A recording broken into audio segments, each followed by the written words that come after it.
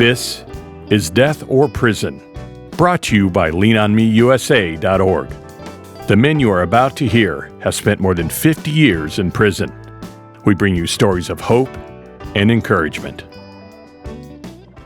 Hello and welcome to the Death or Prison podcast brought to you by leanonmeusa.org. I am Johnny Branham, and to my right, Mr. Elmo Big Mo Golden, and to my left, we're continuing a conversation with Kevin Sabbath.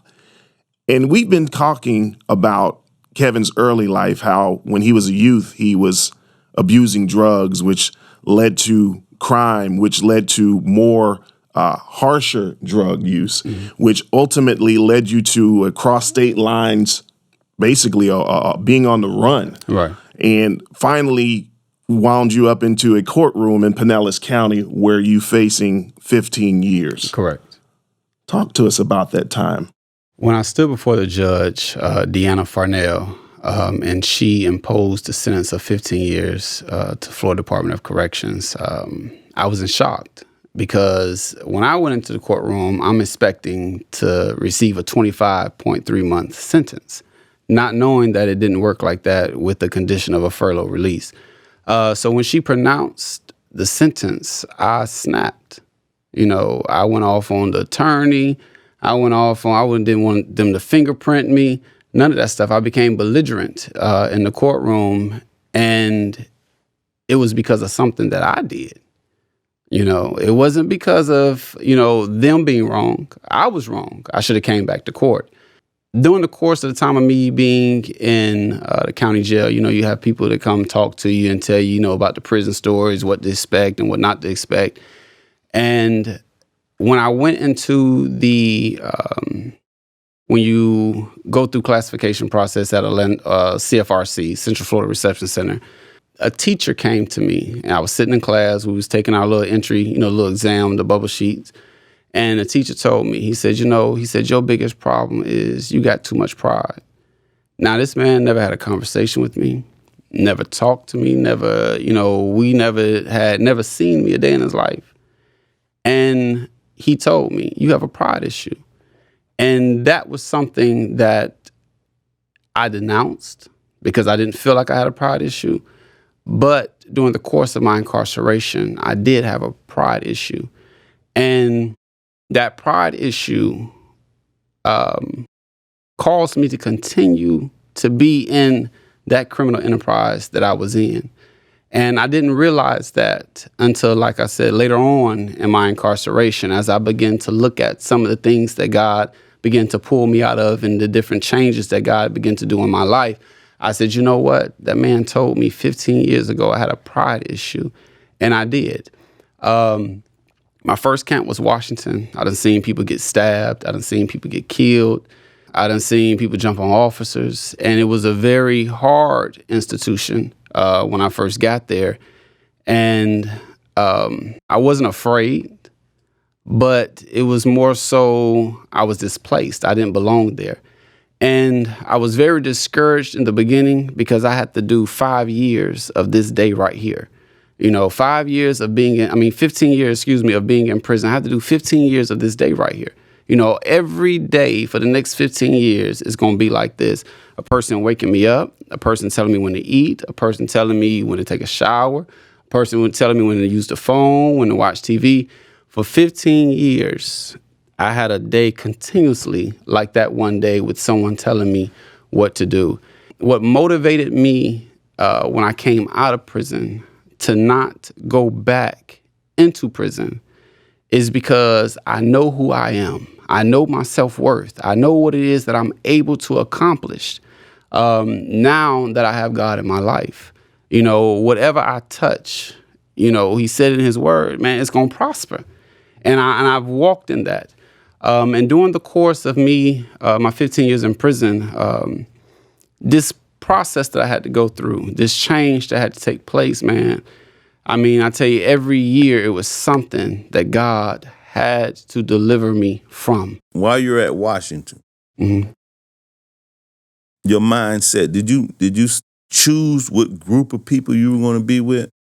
And you have your educators in prison. You have the religious guys that are in prison. You have gangbangers that are in prison. Right. You have the loners that are in prison. Did you choose a group that you were going to model yourself after doing time? I didn't, because of the fact that I was never a person that had a lot of friends because of the crimes that I was committing in society. So by me being conditioned to stay to myself, when I came to prison, it was easier for me to stay to myself, because I had already conditioned myself in life, in society, to stay to myself, not to trust anyone.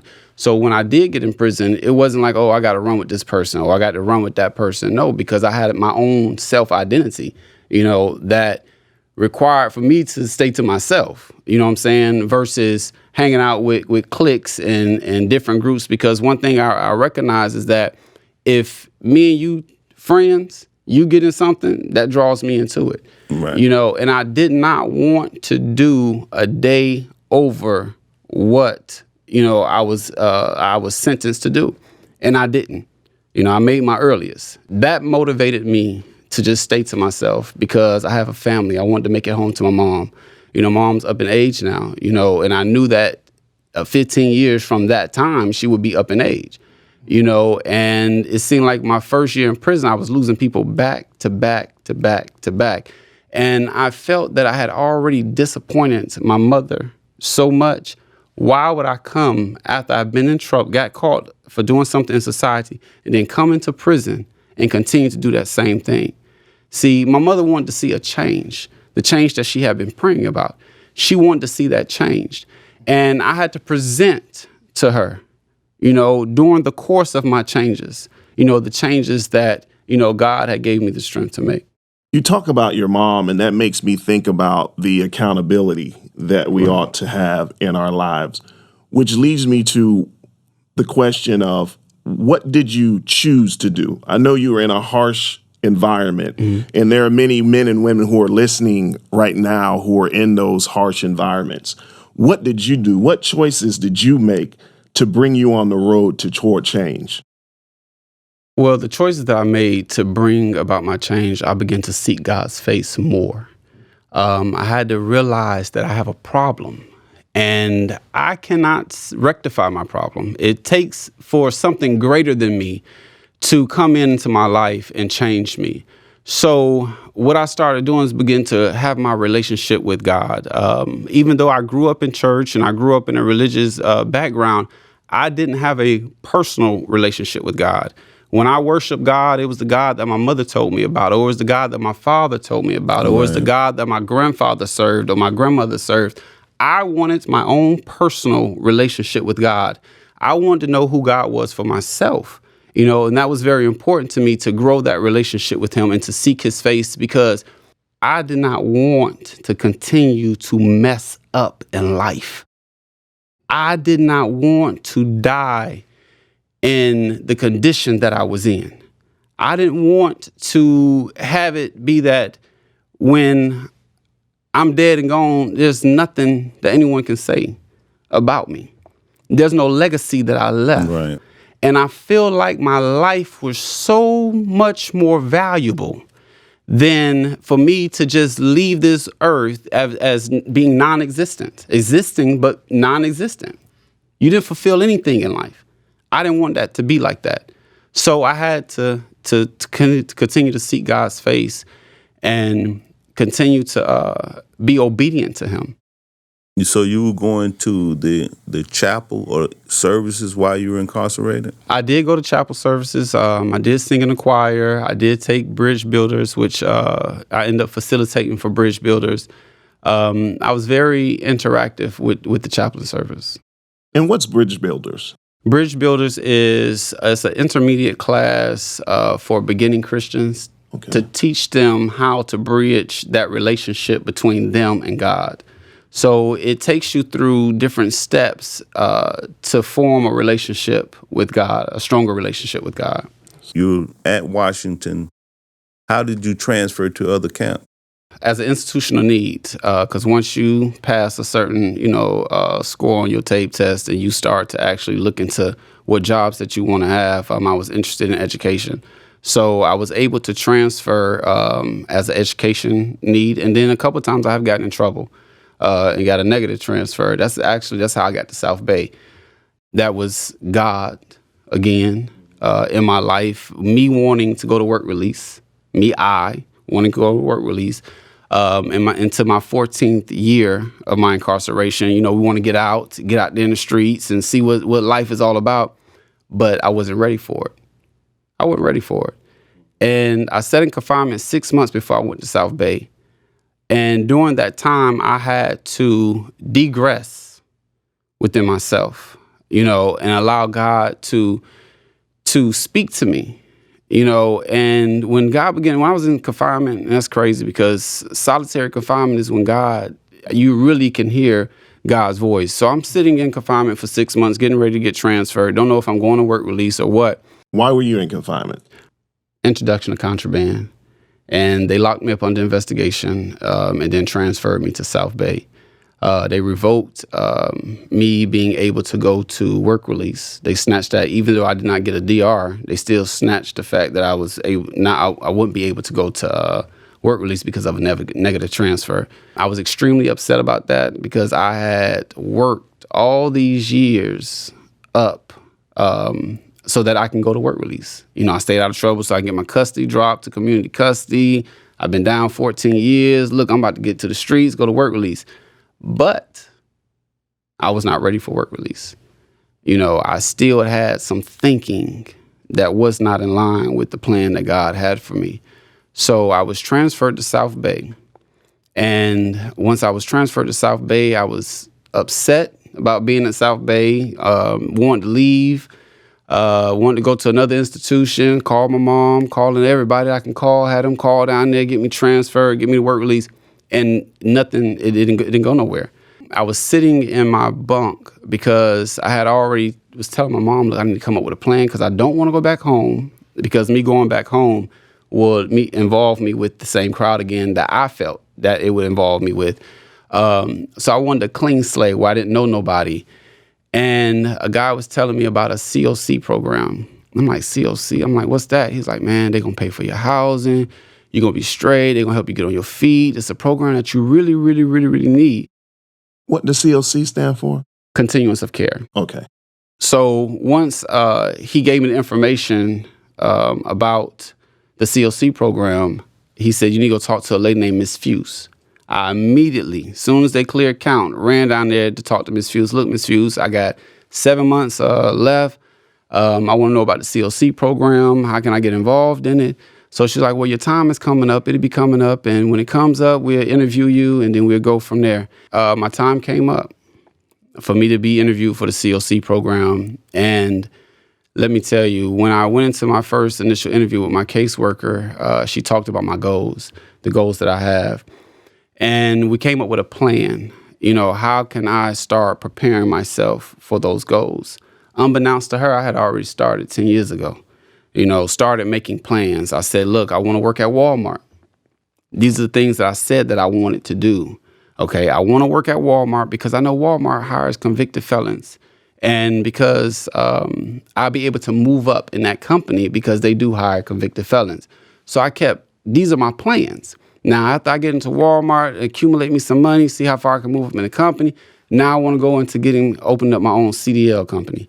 So I started making these plans, writing it down, speaking into existence, praying about it, making sure that this is the direction God will have for me to walk in.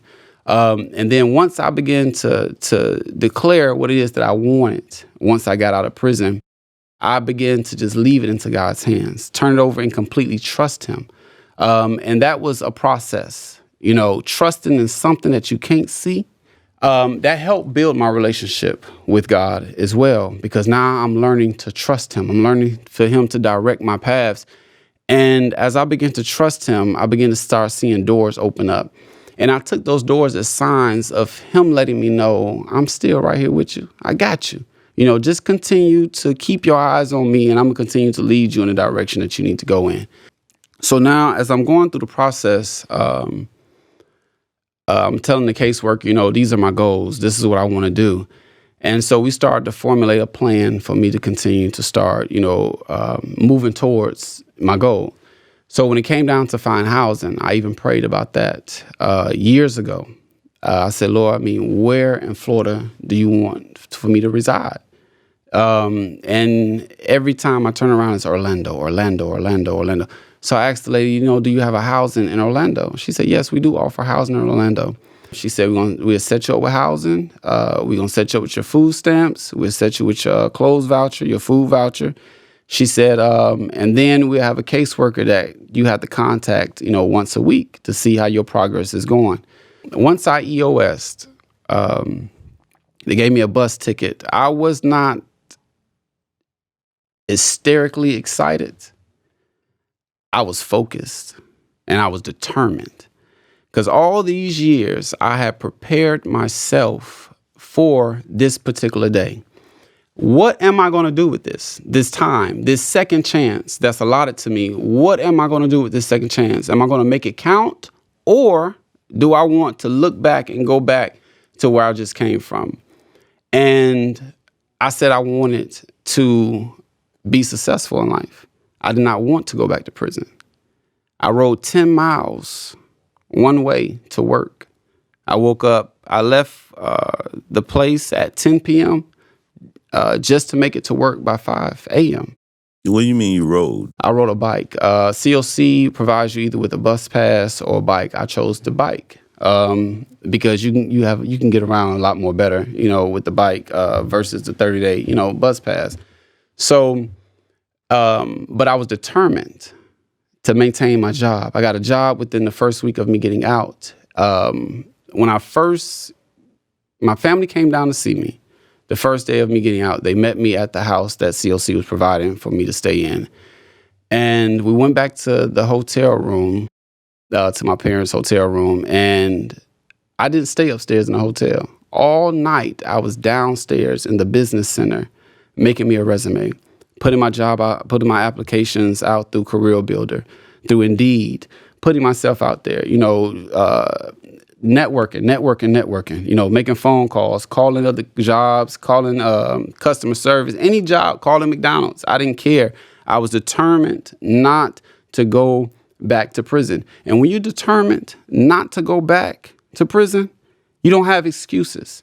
Oh, I got to ride 10 miles on a bike. No, the whole time I'm riding that 10 miles bike, I got a job. I'm having my personal time with God on this 10-mile ride. I'm having my personal time with God. And I utilize that as my motivation. This is my personal time with God. This 10 miles I got to ride, this is my personal time, my communion time with God. Where do he want me to go next? Because I was determined. I did not want to fail. I work from whenever they call me, I go in to work. I'm a production supervisor and a department manager for Walmart. I got a raise I wasn't even out of training. And I got a raise. Walmart? At Walmart That was part of that goal. That was part of that goal. That was part of that goal. Wow. But my job before Walmart was Levi's. Levi's was way on the other side of the town. Like I said, 10 miles away from me. And the buses don't run after 10 o'clock at night. So I have to ride my bike. I have to leave home at 10 to make it to work by 5 o'clock in the morning because I opened the store. But that was God seeing and testing. How determined are you really to stay out of prison? Before I can bless you with what it is that I promised you that I was going to give you, okay, according to your plans, let me see how determined you are to stay out of prison. Approximately how long did it take from the time that you were EOS from prison to the first day at your job at Walmart? Well, I had the job at Levi's before then. Now, I worked at Levi's for 3 weeks. Okay. And then a friend of mine called me and said, hey, man, you need to apply at Walmart. Why don't you try applying at Walmart? So I said, well, there's one close to my house. I applied there. They ran my background check. I was nervous about it. Drug test. And it was like, look, when can you start? And at the time, I was still working with Levi's. So I gave my 2 weeks notice at Levi's. And once that 2 weeks was over, I went ahead and started with Walmart. And my first week in training, I was given a raise. And then 6 months later, after working in throughout the store, I was promoted to production supervisor and transferred to another store where I was taking on the role of production supervisor and department manager. By me being determined, God has continued to open up doors for me. By me being in the right frame of mind of saying that I really want to live right, I really want to get out and accomplish something, everything that I have planned to do, God has opened up doors for me. My determination, me being real, just not, with people, but real with self. Shakespeare said, "To thine own self be true." If you cannot be real with no one else, you got to first be real with yourself. You got to know that you have flaws, that you have weaknesses, that you have things that you have to overcome. By you recognizing these things, by you being real with yourself, saying, I do have problems, I do have issues, that gives you the opportunity to get the strength to overcome those issues, to overcome those obstacles. But we first have to learn how to be real with ourselves. We pick up so many different personalities when we go into prison. And these personalities brings about different types of spirits that once, I'm calling you Pookie or I'm calling you Bang Bang, pretty soon you begin to adopt these characteristics of Pookie and whoever Bang Bang is, So that being said, man, you got to be determined and you got to be real with yourself, because if you're not real with yourself, you're not going to make it out here. You're not going to make it out here. I know that there was another program during the time that you and I met. We were doing time, and both of us were getting ready to come home. Correct. There was another program called, it was Speaker Bureau. Right. It was ran by our producer. Right. And it turned into Lean on Me. Right. And then Lean on Me turned into Death of Prison podcast. Right. The facilitator. And I know we're waiting to see what else is going to turn into. But tell me a little bit about that program you went to. The Speaking Bureau. What was the name of it? It was called the Gavel Club. And the Gavel Club, it teaches you how to be a proficient speaker. Whether you are doing presentations or if you are in a business setting or if you're in a ministry setting, it teaches you how to be an effective communicator. President Obama was one of the ones that were also part of the Gavel Club when he was in college, him and Michelle, while they were in college. And when I read that, I say, wow, this just ain't no prison thing. The Gavel Club's serious. And if you are in the right Gavel Club, especially when they have at South Bay, where you have a facilitator that comes in and you have different departments that maintain different positions in the Gavel Club as if you are having an actual board meeting, it's something that everybody, I believe, should get in to be an effective communicator. I do believe that is something that you guys that are incarcerated right now needs to look into, being a proficient speaker. I know that the other program that we were talking about, the one that Ken McKenzie ran, I know you were aggressively seeking me out every week, every month. The business forum. Yes, make sure that I'm on the list. Right. Every month. Because who is this guy? Make sure I'm on the list. And that's what has to happen with our viewers. You have to be aggressive in that change. Right. But when I used to go to the business forum, I had already put myself in a position to be a business-minded man. So when I put myself as a business-minded man, why wouldn't I want to go to a business forum where people are actually feeding me information that will help me, once I get out? And for them to volunteer and to do what it is they are doing for these guys, man, it is such a blessing. Because personally, me, I can't talk about no one else, okay? Me, my testimony, I could not be where I'm at today without COC and Mr. McKenzie and Lean on Me. The ministry that they have reaching into Lodabar, which it means a desolate place, where they can reach out and encourage me, and not only encourage us, but also help us and lead us by our hand in the direction that it is to help so that we do not have to go back into incarceration. It's a profound thing. If you were to say something to our viewers right now about those particular programs and seeking them out aggressively, what would you say? One of the things I did notice when I was going to the business forum, you have a lot of inmates that are negative about the business forum. Don't lean into that group of people. It's so much richness that you can get out of the business forum and learn about the different programs that is offered and take advantage of those programs and be a part of it. Because if you apply yourself in there, once you get out, you already have the roadmap written for you in which direction you need to be going in. I'm hearing the word determination, and I'm going to speak to the women and the men who are listening. Be determined in your purpose to seek after whatever it is that you're seeking after. First off, seek after God. I believe that's first and utmost of importance, to seek after God and a relationship with Him. I remember you saying that when you were in the back of that car, you didn't give an elaborate prayer. All you just said was, Lord, help me. Mm-hmm. Right. Others have said, Lord, save me. So It doesn't take 15 or 30 words. It could be just 2. Right. You're right about that. And God will hear you. Right now, you can just say, Lord, help me. Save me. I don't have any direction. And then have the fortitude to be like Kevin and seek after those people who are coming into your places of institutions and offering the help. That's the hand of God reaching out.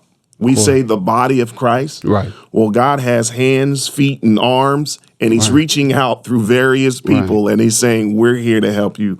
And lean on me. We're saying, lean on us. Lean on these podcasts for information, for inspiration, for encouragement, for an opportunity to receive Christ.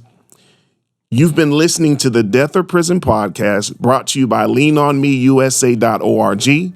I am Johnny Branham. To my right is Mr. Elmo Golden. You've been hearing Mr. Kevin Sabbath tell his story. Tell about how he made a determination, to set a vision for his life and allow God to take him through those 15 years. And you hear the opposite end of that. He said, I'm going to work in Walmart one day. Where are you working at, Kevin? Working at Walmart. He's working at Walmart. And he's in supervisor's position. It can be done. It can be done. It starts today with you being determined. This is the Death or Prison podcast, but we say choose life. Lean on Me USA, in partnership with Alpha USA, wants to connect you to a welcoming church. To begin a new life, call 314-607-8850.